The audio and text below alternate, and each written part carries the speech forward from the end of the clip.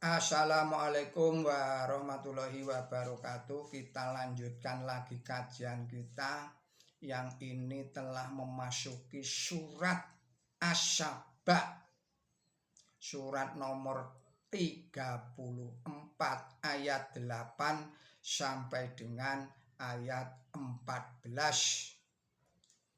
Saya mengucapkan selamat berulang tahun kepada saudara-saudara para pemirsa Kreweng Aji Channel yang berbahagia serta kaum muslimin wal muslimat yang berulang tahun pada hari ini. Semoga Allah Subhanahu wa Ta'ala memberikan umur yang panjang yang barokah.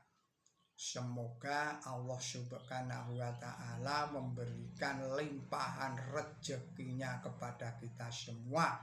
Semoga Allah Subhanahu wa Ta'ala selalu memberikan kesehatan lahir dan batin kepada kita semua. Semoga Allah Subhanahu wa Ta'ala selalu memberikan ketenteraman, kedamaian, dan selalu melindungi kita semua dari segala macam mara bahaya dan fitnahnya dunia ini, terutama kepada saudara-saudara yang berulang tahun dan umumnya kepada kita semua,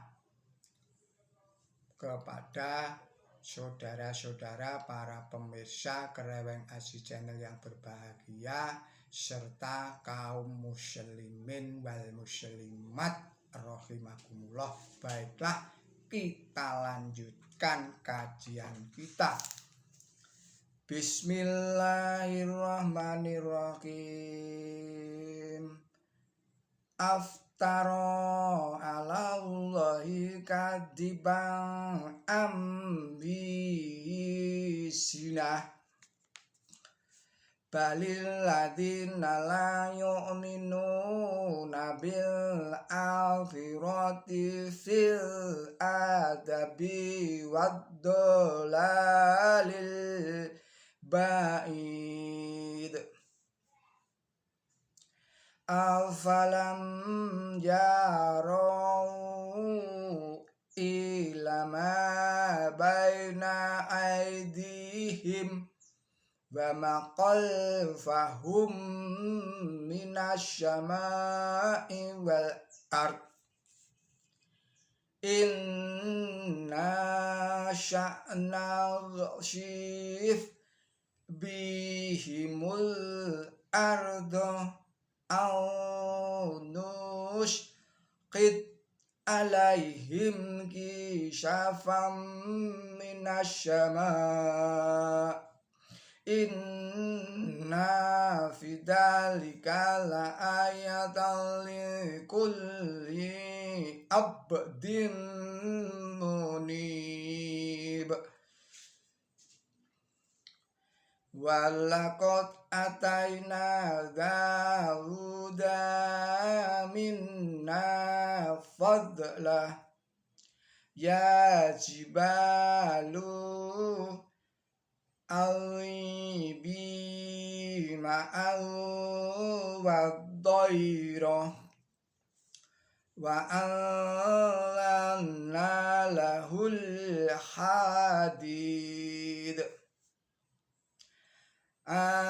Ni'mal syabighatin wa qadir fi syardi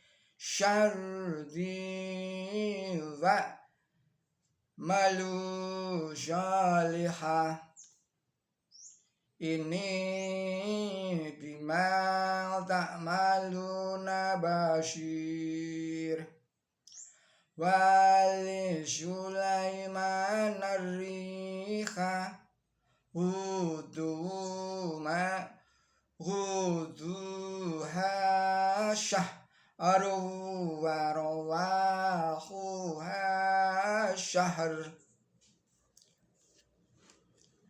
wa asyalna lahu ainal khidr wa minnal jinni man ya'malu baina yadayhi bi'izni rabbih wa man yanzi' minhum an amarina nudi'hu min adabis syair ya'maluna lahu ma yasha'u min maharina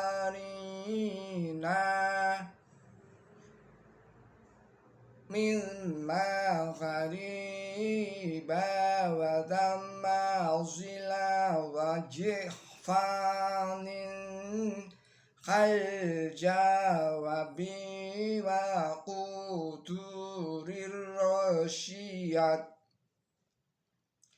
i'malu ala dawda su'ara wa qalilum min ibadiyas syakur falamma qadayna alaihil mauta ma lahum al-mauti illa dabbatul ardi na'kulu min sya'ayah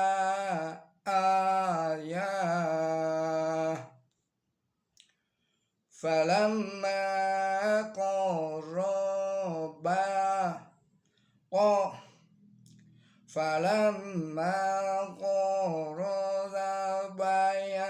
bayanatil jinnu allau kanu ya'malunal khayba ma labisu fil adabil muhin. Shadaqallahul adzim. Artinya dengan menyebut Allah yang maha pemurah, yang maha pengasih, apakah ia membuat-buat kebohongan terhadap Allah ataukah mempunyai penyakit gila? Tidak, malahan orang-orang yang tidak beriman kepada akhirat akan ada dalam siksaan dan kesesatan yang jauh. Apakah mereka tidak melihat apa yang ada di depan mereka dan apa yang ada di belakang mereka tentang langit dan tentang bumi? Jika kami menghendaki, kami dapat membenamkan mereka di bumi atau menjauhkan kepada mereka pecahan dari langit. Sesungguhnya dalam ini adalah bukti bagi setiap hamba yang kembali kepada Allah. Dan sesungguhnya kami telah memberikan kepada Daud anugerah dari kami. Wahai gunung-gunung, ulanglah puji-pujian bersama dia, dan burung-burung dan besi kami buat lunak bagi dia. Firman-Nya, buatlah baju rantai sebanyak-banyaknya dan tentukanlah waktu untuk membuat baju rantai dan berbuatlah kebaikan. Sesungguhnya Aku adalah yang maha melihat apa yang kamu kerjakan. Dan kami membuat angin sebagai pelayan bagi Sulaiman. Angin itu membuat perjalanan sebulan di waktu pagi dan perjalanan sebulan di waktu sore.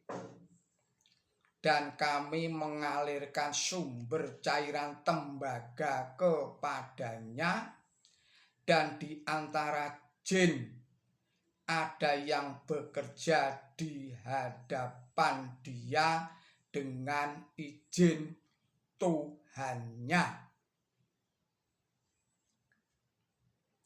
Dan barang siapa di antara mereka berpaling dari perintah kami akan membuat dia merasakan siksaan yang menghanguskan. Mereka bekerja untuk dia apa yang ia sukai. Berapa kanisah-kanisah dan patung-patung dan mangkok-mangkok besar seperti bak air dan periuk-periuk yang tetap. Berbuatlah syukur, wahai keluarga Daud, dan sedikit sekali di antara hambaku yang bersyukur.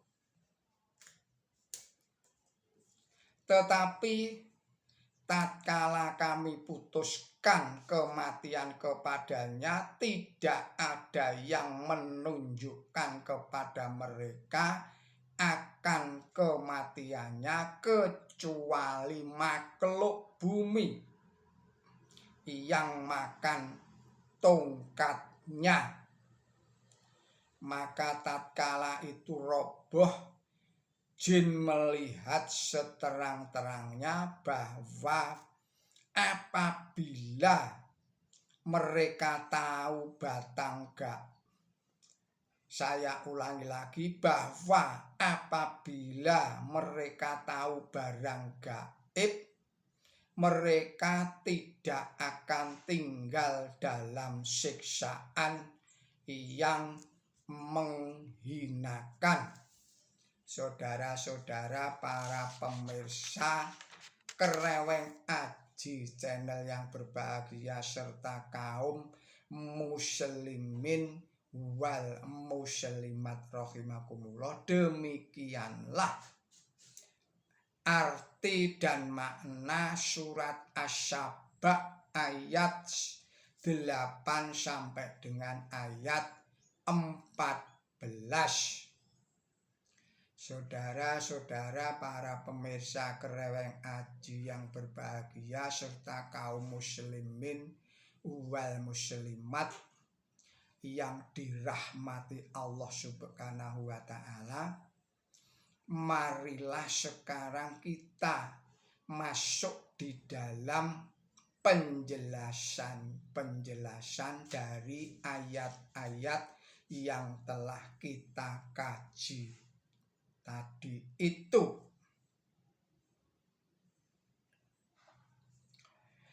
Yang pertama, penjelasan yang terdapat yang terdapat di dalam ayat 9. Ini adalah dalil Quran suci yang berulang-ulang disebutkan kaum kafir mendustakan akhirat, hidup sesudah mati, ajaran yang luhur tentang pertanggungjawaban manusia terhadap perbuatannya yang menjadi satu-satunya landasan bagi akhlak yang tinggi. Dan kaum kafir dihinakan di dunia ini karena mereka merintangi laju kebenaran. Itu diibaratkan jauhnya pecahan dari bumi, karena mereka tidak mampu mengelakkan itu. Berikutnya penjelasan pada ayat ke-10. Kata awwaba makna aslinya adalah kembali. Dan jika diterapkan terhadap sekelompok manusia berarti bepergian di siang hari. Dan jika dipakai sebagai kata sindiran, aba atau awaba berarti kembali dari mendurhaka kepada kepatuhan atau mengulang puji-pujian kepada Allah. Menurut sebagian mufasir, gunung-gunung mengulang puji-pujian kepada Allah Subhanahu wa ta'ala berarti memuji Allah, dalam arti bahwa semua benda yang tidak bernyawa itu disebutkan di dalam Quran memahasucikan Allah.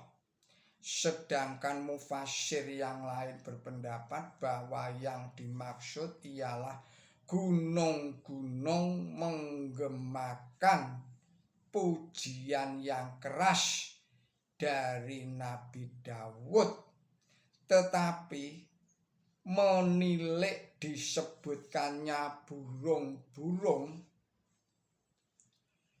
mengiringi tentara yang menang. Lihatlah pula di dalam tafsir nomor 1387 dan bersamaan dengan itu disebutkan pula besi.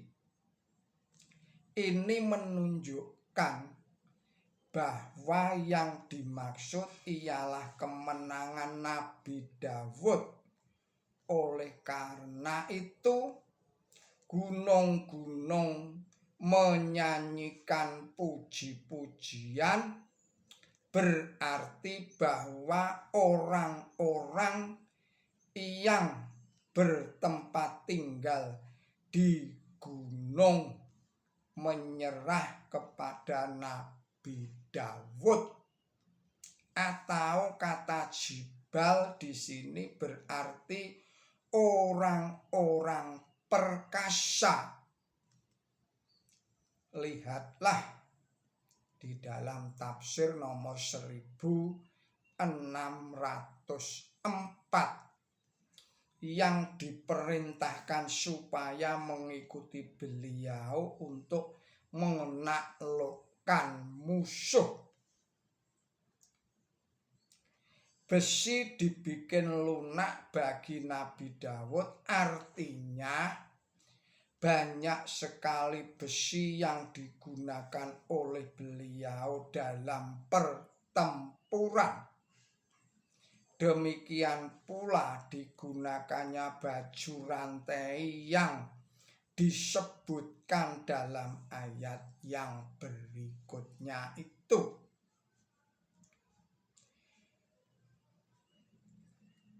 Penjelasan berikutnya adalah penjelasan pada ayat 11.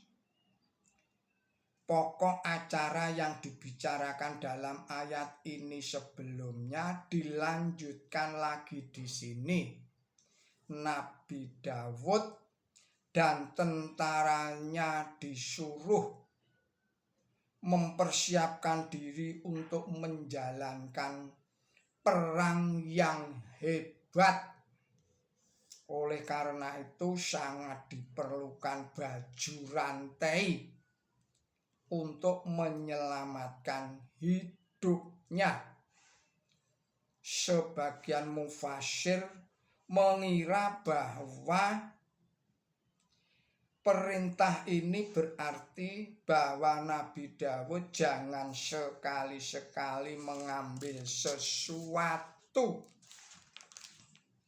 dari perbendaharaan negara guna mencukupi biaya hidupnya, melainkan beliau harus mengusahakan biaya hidup beliau dari hasil industri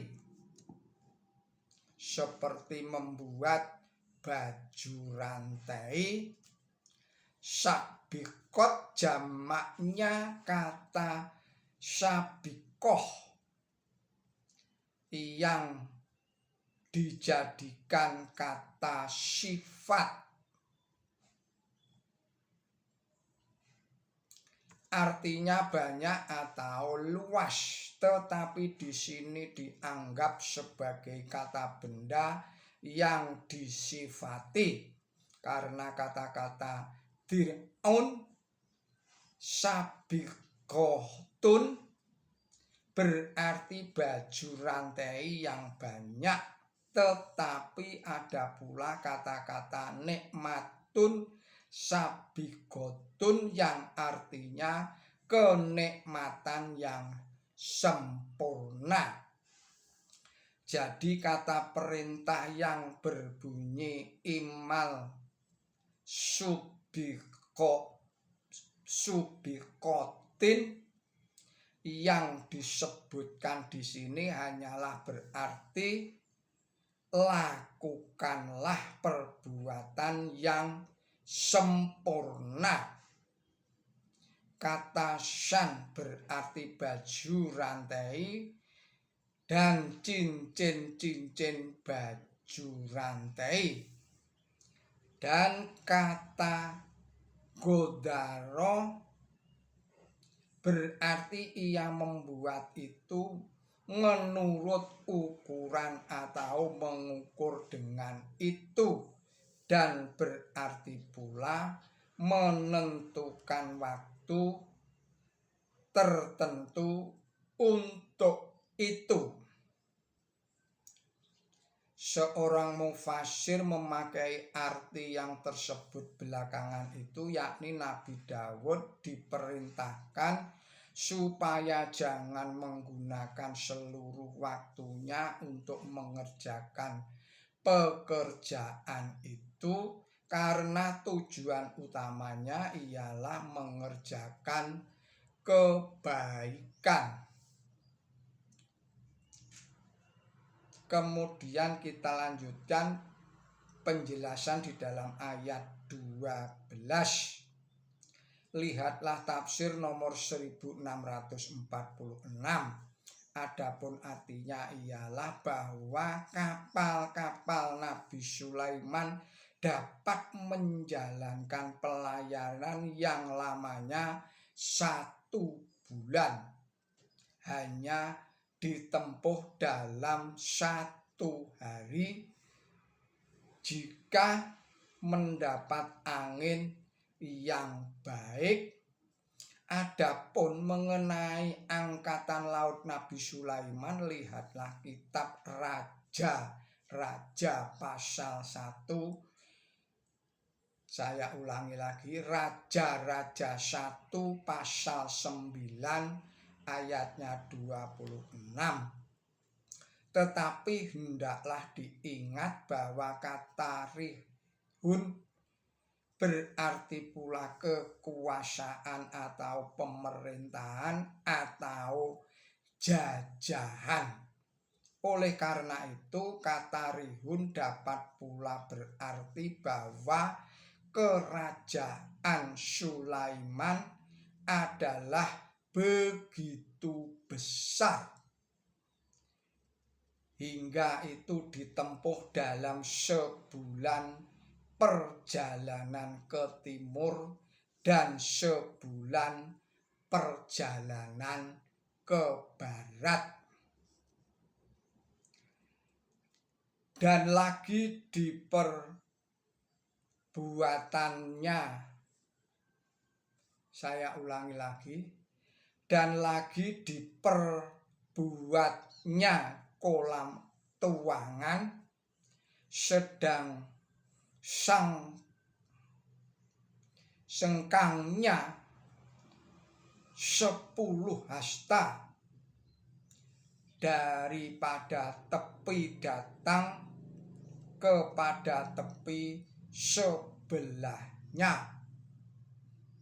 Lihat di dalam kitab Tawarik 2 pasal 4 ayatnya 2. Jin-jin itu tiada lain hanyalah orang-orang asing yang ditaklukkan dalam kerajaan Sulaiman dan dipaksa untuk menjalankan pekerjaan. Lihatlah kitab Tawarik 2 pasal 2 ayat 2 sampai dengan ayat 18. Maka daripada sekalian itu ditentukan baginda 7.000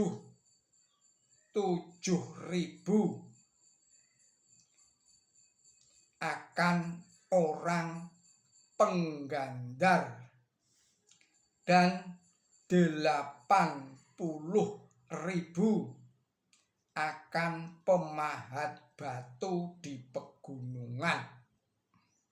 Hendaklah diingat bahwa jin dalam ayat ini adalah setan dalam ayat 38 ayatnya 37. Surat 38 adalah surat Shot. Jadi surat Shot ayat 37. Dan kami taklukkan kepada Sulaiman setan-setan masing-masing adalah ahli membuat bangunan dan ahli menyelam. Yang oleh Quran suci sendiri diterangkan bahwa setan-setan itu tiada lain hanyalah orang-orang ahli membuat bangunan, ahli menyelam yang dipaksa oleh Nabi Sulaiman untuk mengerjakan pekerjaan seperti itu. Dalam kitab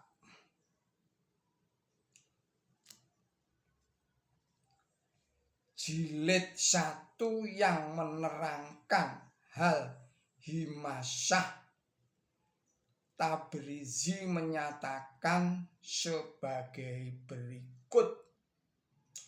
Abu Ula menerangkan bahwa bangsa Arab acap kali berbicara tentang jin dan setan. Oleh karena itu mereka menggunakan pepatah yang berbunyi jinnya telah pergi, manakala mereka hendak mengatakan bahwa mereka menjadi lemah dan hina. Penjelasan ini ditambah dengan apa yang diterangkan oleh Quran suci sendiri yang dapat memecahkan persoalan jin dan setan yang dipekerjakan oleh Nabi Sulaiman. Berikutnya penjelasan pada ayat 13. Pengukiran bentuk karubi atau gambaran malaikat pada dinding. Lihatlah di dalam kitab Tawarik 2 pasal 3 ayatnya 7. Penuangan bentuk sapi jantan, lihatlah di dalam kitab Tawarik 2 pasal 4 ayat 4. Adapun tentang pembuatan bokor, periuk, kolam dan sebagainya, lihatlah di dalam kitab Tawarik 2 pasal 4 ayatnya 11 dan 14. Berikutnya adalah penjelasan pada ayat 14. Kalimat makhluk bumi yang makan tongkatnya ini ditujukan kepada pemerintahan yang lemah dari putra Sulaiman, yang di bawah pemerintahannya kerajaan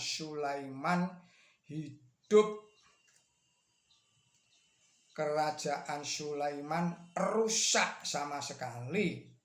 Rupa-rupanya pengganti Raja Sulaiman yang bernama Rehabeam gemar hidup mewah dan hidup senang, dan dia bukannya menuruti nasihat para sesepuh kerajaan, melainkan menyerah begitu saja kepada kehendak pembantu-pembantunya yang hanya mencari kesenangan saja. Lihatlah di dalam kitab Raja-Raja 1 pasal 12 ayatnya 13. Kebiasaan hidup mewah dan hidup senang itulah yang diisyaratkan oleh Quran suci sebagai makhluk bumi. Kata-kata memakan tongkatnya berarti hancurnya kerajaan Sulaiman. Adapun yang dimaksud jin, sebagaimana yang diterangkan di muka, ialah kaum pemberontak yang ditaklukkan oleh Nabi Sulaiman, dan yang untuk beberapa waktu lamanya tetap menjadi jajahan bangsa Israel sampai kerajaan itu hancur. Percontohan ini demikian pula percontohan berikutnya mengandung peringatan bahwa kaum muslimin tentang bagaimana akibat orang yang tenggelam dalam hidup mewah dan hidup bersenang-senang.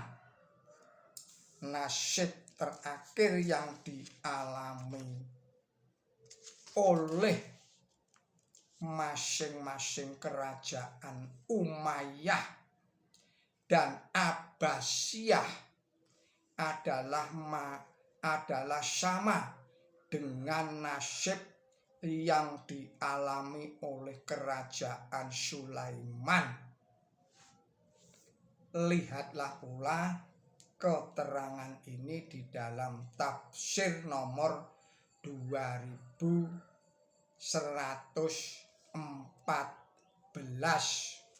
Saudara-saudara para pemirsa Kereweng Aji channel yang berbahagia serta kaum muslimin wal muslimat yang dirahmati oleh Allah Ta'ala. Demikianlah kajian kita surat Asy-Syaba ayatnya 8 sampai dengan 14. Jadi surat Asy-Syaba ini adalah surat yang secara garis besar meriwayatkan Nabi Daud dan Nabi Sulaiman. Mohon maaf atas segala kesalahan dan kekilapan saya. Billahi taufik wal hidayah. Ihdinas siratal mustaqim. Wassalamualaikum warahmatullahi wabarakatuh.